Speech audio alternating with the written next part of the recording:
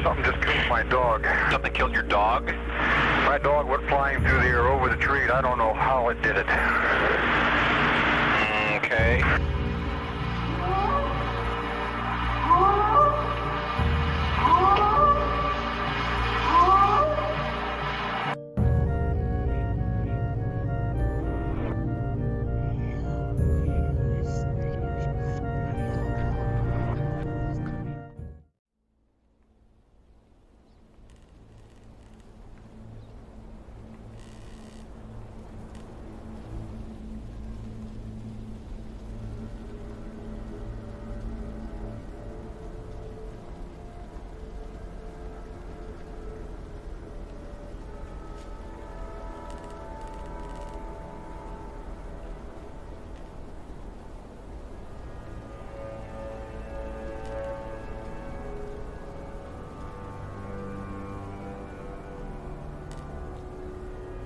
Deep in Bigfoot territory. Episode 31, Washington State Sasquatch. This is a Squatch Mafia documentary.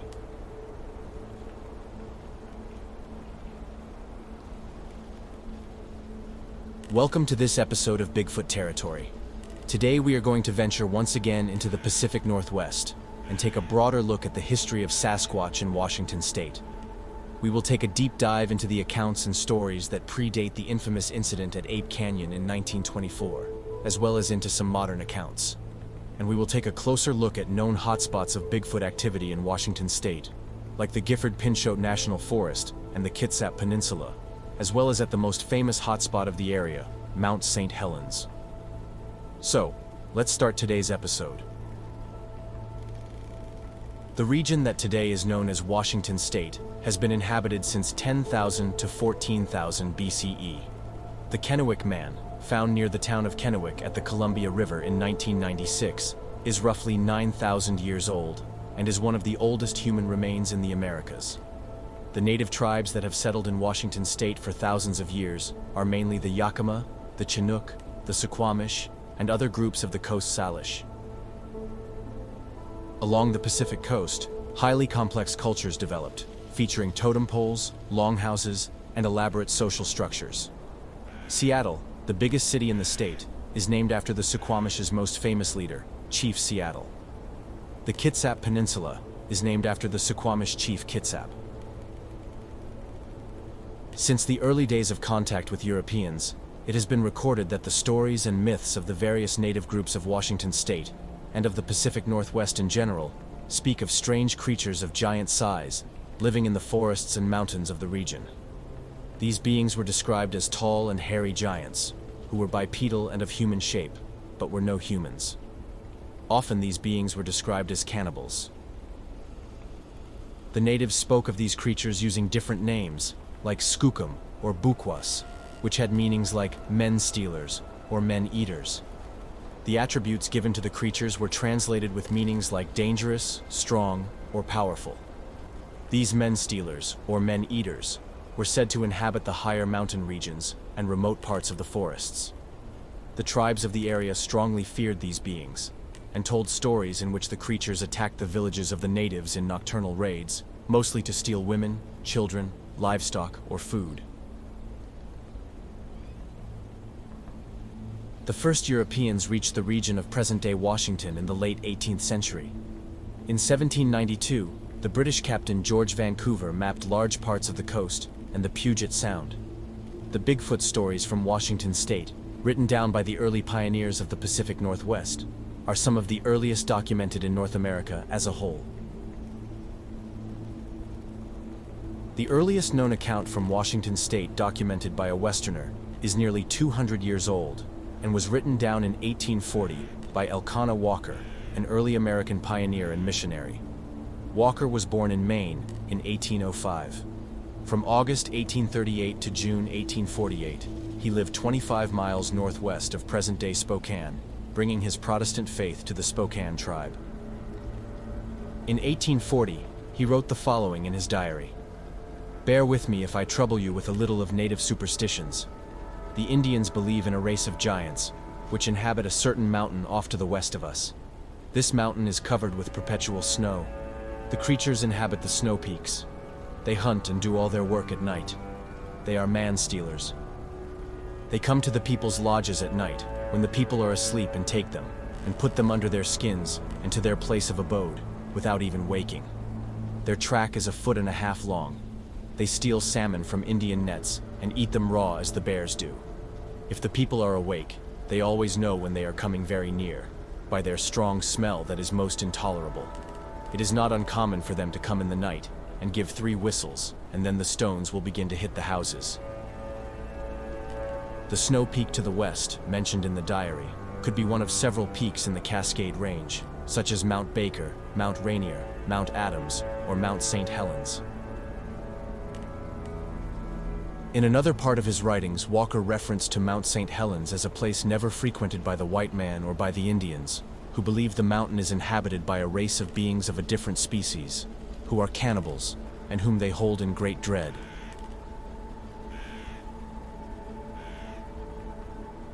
Walker declared the Indians called these different beings Seatkos, or Celtics, words which he thought at the time of his writings possibly referred to renegade or outcast Indians banished from tribal villages. The next documented account from Washington State by a Westerner was recorded 8 years later, in 1847, this time by the famous Canadian painter and pioneer Paul Kane. Kane was born in Ireland in 1810. His family migrated to Canada around 1820 and settled in Toronto. From 1830 on, Kane took vast journeys throughout Canada and the northern United States. He became one of the first pioneers to travel the Canadian West and the Pacific Northwest. Through his sketches and paintings, and later through his book, Wanderings of an Artist, the public at large in Upper and Lower Canada caught a glimpse of the native peoples and their lifestyles for the first time in these vast and barely known Western territories. Kane became one of the most famous artists of his time, and his book, The Wanderings of an Artist, is likely still among the best books anyone will read who is interested in native culture and general life in the early wilderness. The book was published in 1859 and also recounts his journeys in the Pacific Northwest in the mid-1840s.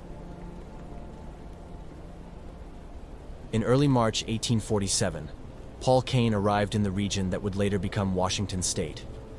His painting of a nightly eruption of Mount St. Helens is among his most famous works. In his 1859 book, a diary entry dated March 26, 1847 is recounted. It reads as follows. When we arrived at the mouth of the Cattle River, I stopped to make a sketch of the volcano Mount St. Helens. Distance, I suppose, about 30 to 40 miles. This mountain has never been visited by either whites or Indians. The latter assert that it is inhabited by a race of beings of a different species, who are cannibals, and whom the Indians hold in great dread. Kane said the Chinook and the Yakima of the region called the beings skookum, a Chinook word, which is translated as powerful and dangerous. He also wrote that he offered a considerable bribe to any native who would accompany him in an exploration of the mountain, but none came forward. In the 1870s and 80s, when the first white settlers began to travel the area for prospecting, mining, and lumbering, the public for the first time became aware of stories of mountain devils, or gorillas, living in the forests and mountains of the Pacific Northwest, mostly via newspaper articles from Washington State and British Columbia. In the 1890s, every miner and prospector in the Pacific Northwest had heard the ghost stories of the natives, about the skookum, the bookwas, or the mountain devils, mysterious creatures stalking or attacking lone prospectors and hunters camping in the wilderness alone at night.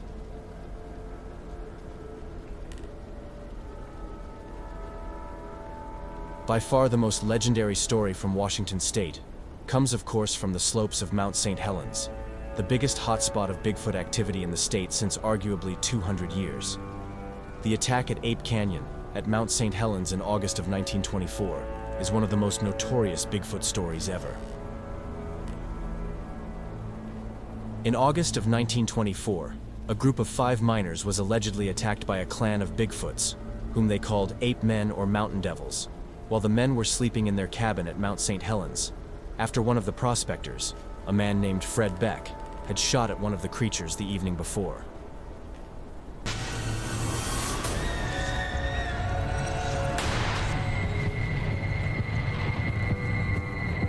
Fred? You don't want to know what I've just seen. Mountain devil. Mountain devil! You've been having too much of this moonshine. You want a little snow? They look like Fred have horns. Was it a boy or a girl, Fred?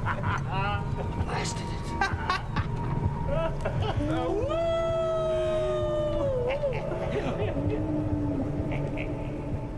The animal fell into a ravine. Its body was never recovered. The miners slept off the events of their day.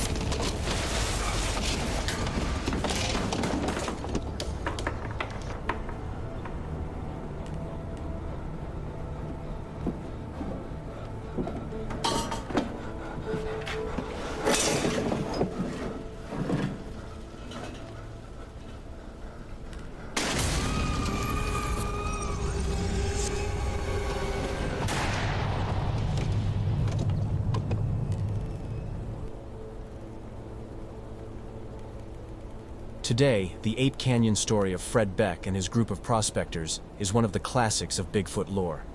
Fred Beck's book, I Fought the Ape Men of Mount St. Helens, is one of the early classics of Bigfoot literature.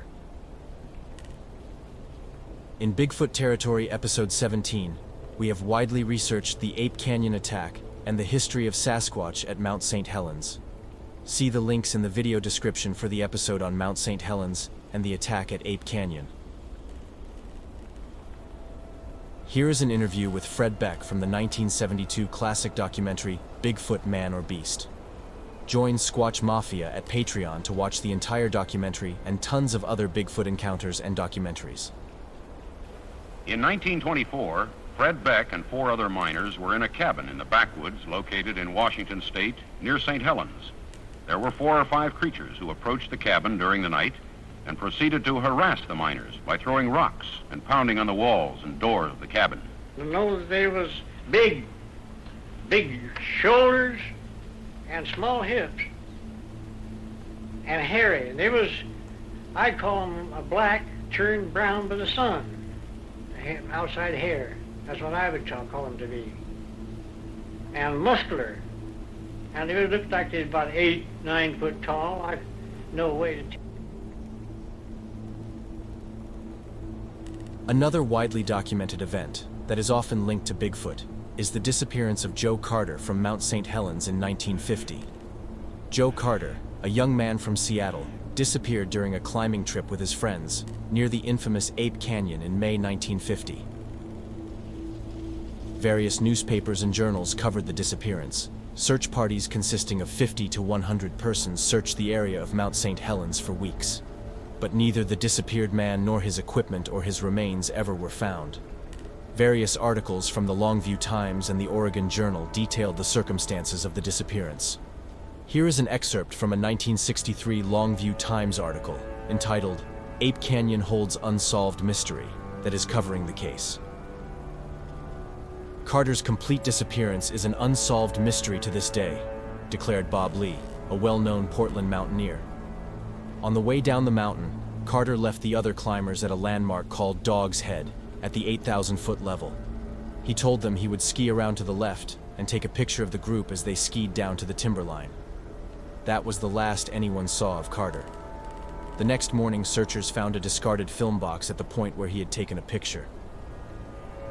From here, Carter evidently took off down the mountain in a wild, death-defying dash, taking chances that no skier of his caliber would take unless something was terribly wrong or he was being pursued.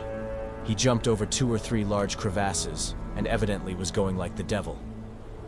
When Carter's tracks reached the precipitous sides of Ape Canyon, the searchers were amazed to see that Carter had been in such a hurry that he went right down the steep canyon walls, but they did not find him at the bottom.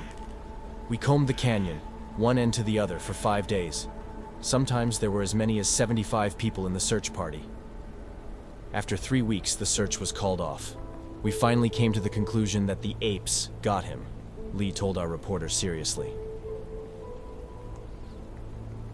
In many of the reports from 1963, the eerie history of Ape Canyon was mentioned. Another Longview Times article reads as follows: "The Ape Canyon search area is the subject of much local legend and folklore. Ancient Indian tales tell of a race of ape men who once inhabited the valley where Carter's tracks were first seen from a plane. Indian storytellers say ape-like monsters were the last remnants of a race that roamed the area before the Indians came. In 1924, a mining camp was evacuated south of Spirit Lake after miners reported seeing hairy monsters armed with stones. After the eruption of Mount St. Helens in 1980, the local folklore on Sasquatch and the ape men of Mount St. Helens again gained renewed prominence, as many of the civilian and military helpers became aware of strange occurrences during the rescue and recovery missions at Mount St. Helens. There are anonymous reports from soldiers, members of the National Guard, and local helpers as well, that speak of rescue missions to find injured or dead Sasquatch in the devastated region. Other anonymous witnesses speak of giant cloaked figures that were brought into military camps at night to receive treatment in the medical tents. Also, high-ranking government or military officials were observed at the scene, giving orders concerning the transport or medical treatment of the alleged Sasquatch. Over the decades, the story became so widespread that it was promoted in various books, articles, and magazines on Bigfoot. Even Freedom of Information Acts were filed to see if there was an official report. The response was quite predictable and uninformative. There were no documented reports of Bigfoot or Sasquatch carcasses, and there were no projects to attempt to locate and/or recover any bodies.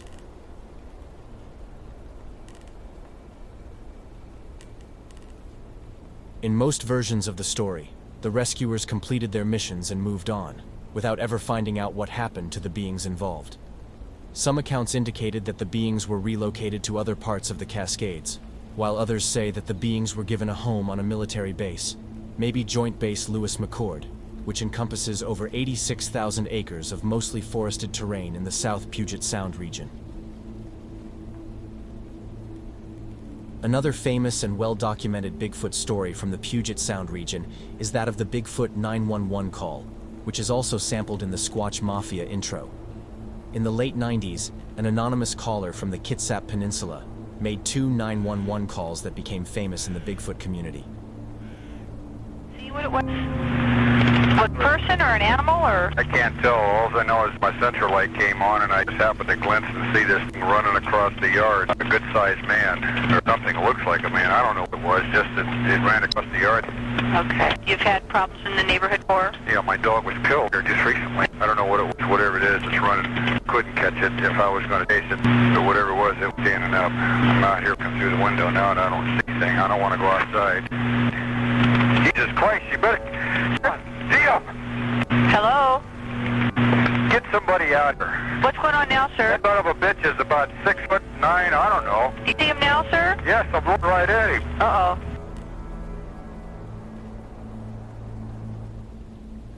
The Kitsap Peninsula is situated west of Seattle, across the Puget Sound.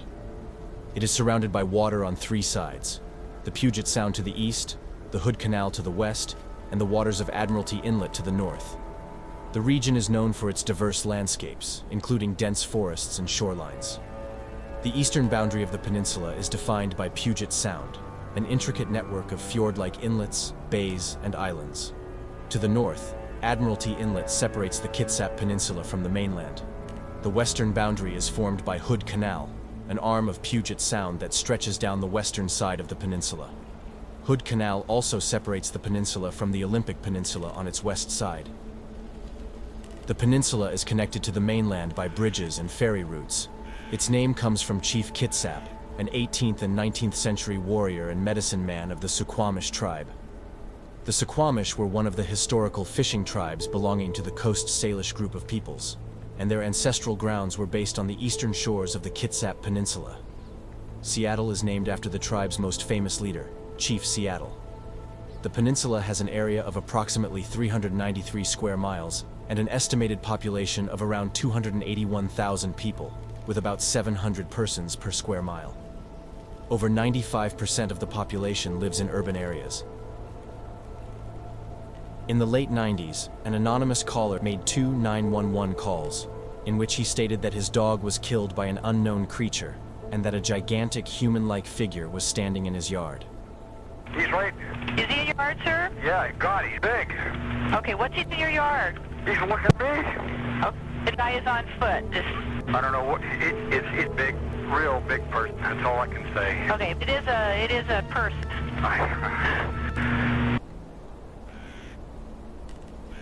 The exact location of the call and the identity of the caller have never been released to the public.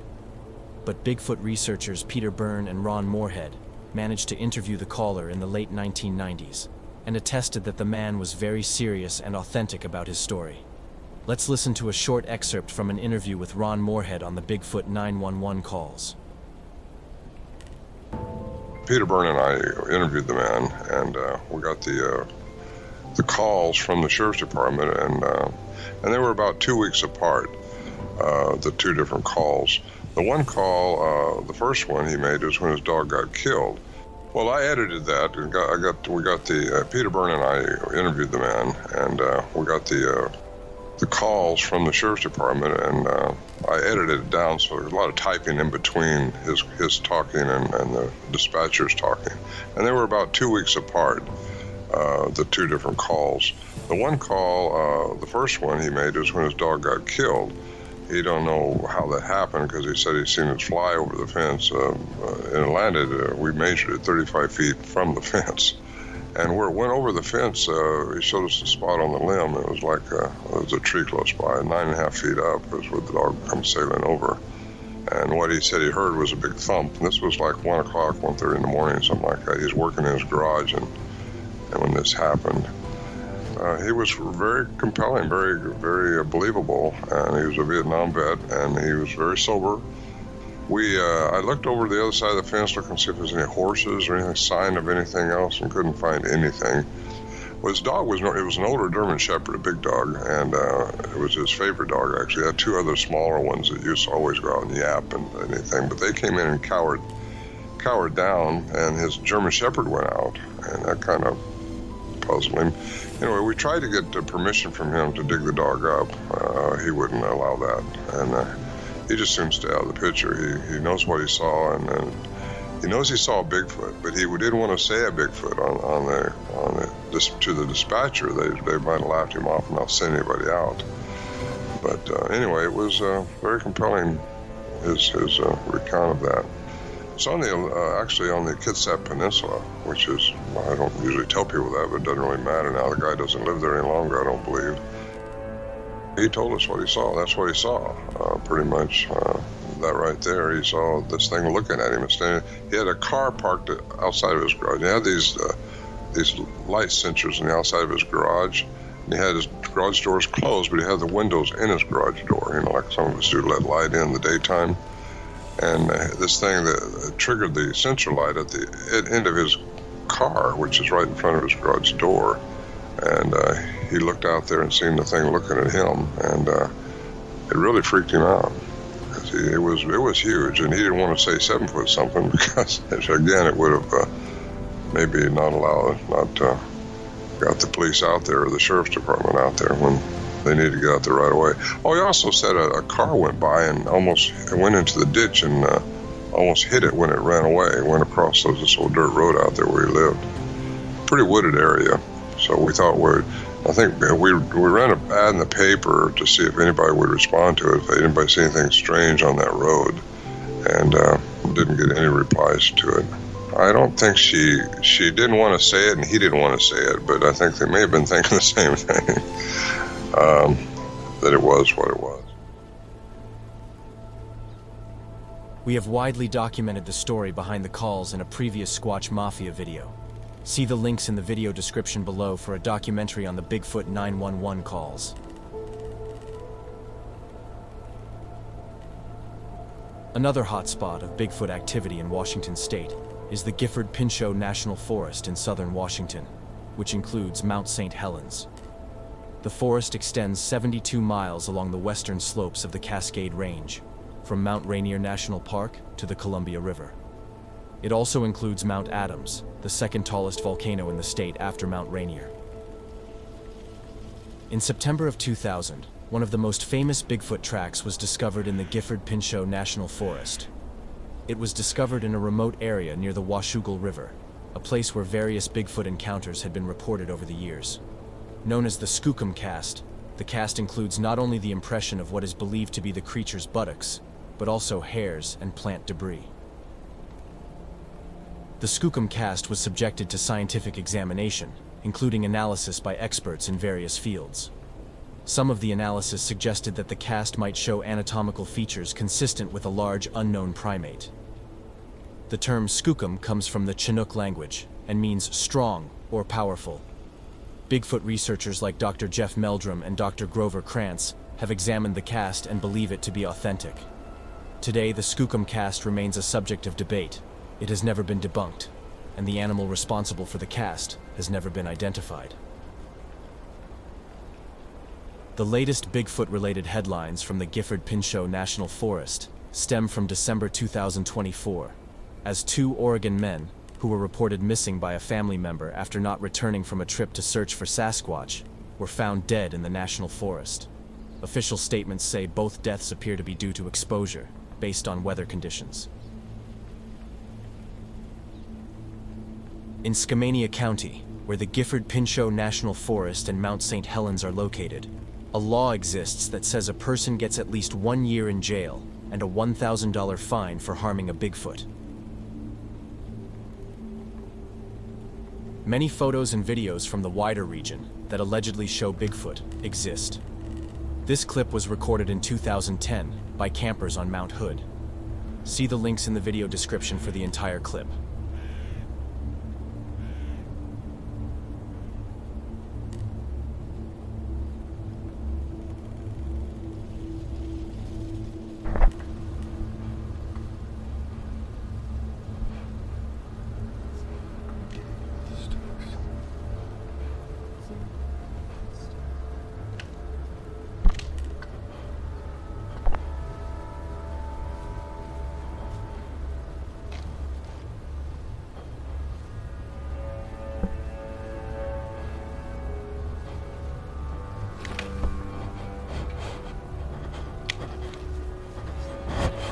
What the fuck is that?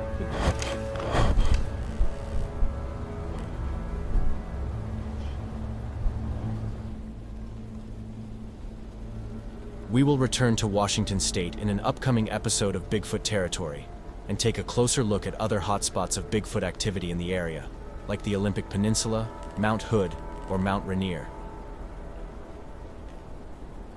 So, from ancient times to the days of Elkanah Walker and Paul Kane, until today, the stories of mountain devils, Bigfoot, and Sasquatch linger on in the forests and mountains of the Pacific Northwest.